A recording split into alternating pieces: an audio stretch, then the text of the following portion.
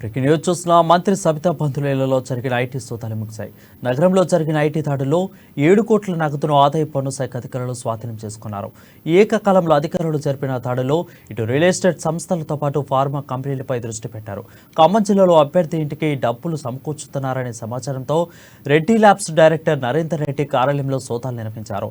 మరోవైపు సబితా ఇంద్రారెడ్డి కుమారుడు కార్తిక్ రెడ్డి సన్నిహితుడు ప్రదీప్ రెడ్డి నివాసంపై మైహోం బాబుతో నగదు స్వాధీనం చేసుకున్నట్లు తెలుస్తుంది.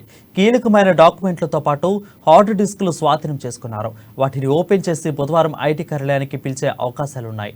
వివాదాస్పద భూముల అమ్మకాలు ఎక్కువగా జరిపే వ్యక్తిగా ప్రదీప్ రెడ్డికి పేరు. అధికారులతో సత్సంబంధాలు, అదేవిధంగా రాజకీయంగా పలుకుబడి ఉపయోగించుకొని కోట్ల రూపాయలు డీల్ చేస్తున్నట్లు సమాచారం.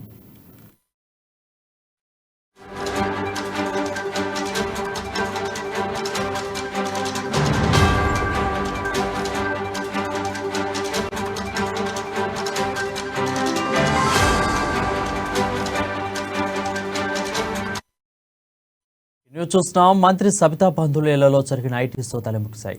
నగరంలో జరిగిన దాడుల్లో 7 కోట్ల నగదును ఆదాయ పన్ను శాఖ అధికారులు స్వాధీనం చేసుకున్నారు. ఏకకాలంలో అధికారులు జరిపిన దాడుల్లో ఇటు రియల్ ఎస్టేట్ సంస్థలతో పాటు ఫార్మా కంపెనీలపై దృష్టి పెట్టారు.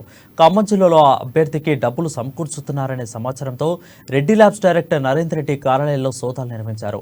మరోవైపు మంత్రి సబితా ఇంద్రారెడ్డి కుమారుడు కార్తిక్ రెడ్డి సన్నిహితుడు ప్రదీప్ రెడ్డి నివాసంపై మైహూం బాజాలో నగదును స్వాధీనం చేసుకున్నట్లు తెలుస్తుంది. కీలకమైన డాక్యుమెంట్లతో పాటు హార్డ్ డిస్కులను స్వాధీనం చేసుకున్నారు. వాటిని ఓపెన్ చేసి బుధవారం ఐటీ కార్యాలయానికి పిలిచే అవకాశాలు కూడా ఉన్నాయి.